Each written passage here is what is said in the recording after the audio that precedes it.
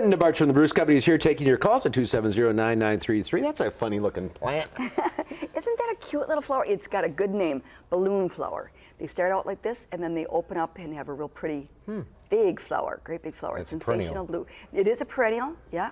And this one happens to stay smaller. There are varieties that get bigger, and this very floriferous aster behind here. Yeah, beautiful color. Yes, and the bees are absolutely loving these plants. I don't know where the bees were early, but they're out strong now.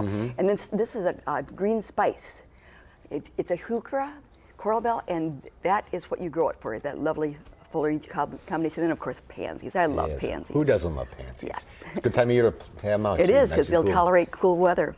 All right, let's go to the phones, and we'll start with Bernice in Verona. Hi, Bernice. Are you there? I don't think Bernice is there, so let's move on to Trudy in Partyville. Hi, Trudy. Hello. I've got a question about my hostas. That last year they had little holes in them, but I thought it was just the bad drought. But the same thing happened this year. It's all around the edges of the leaf. They're like little slices.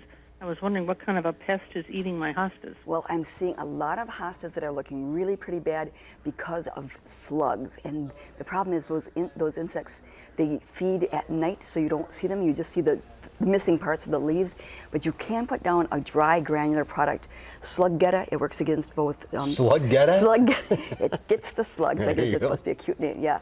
But it make sure that you incorporate it in the soil if you have animals that might go rummaging around in there.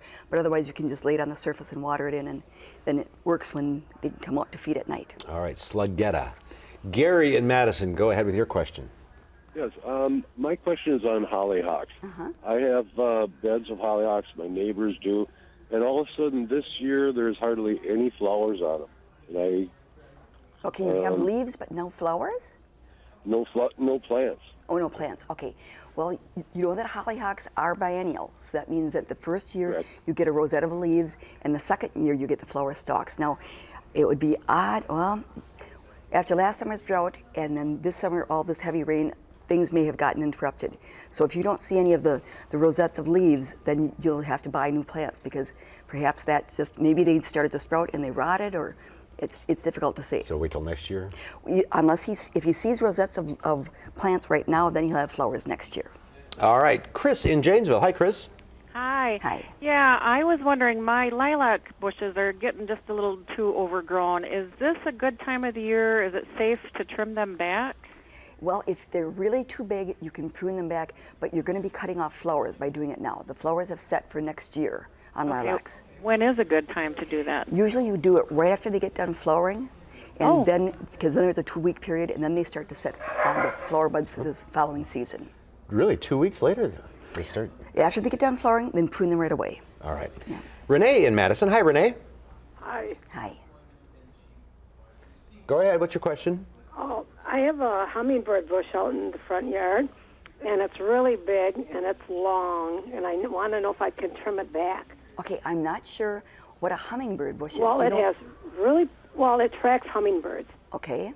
and it has really long pink flowers that go up the whole stem of the plant. It's really long. Okay, I bet that would be a Weigela. And Yeah, is that right? that sounds, yeah. Okay. That sounds about right. Okay. Yes, they have tubular flowers, and they do attract hummingbirds.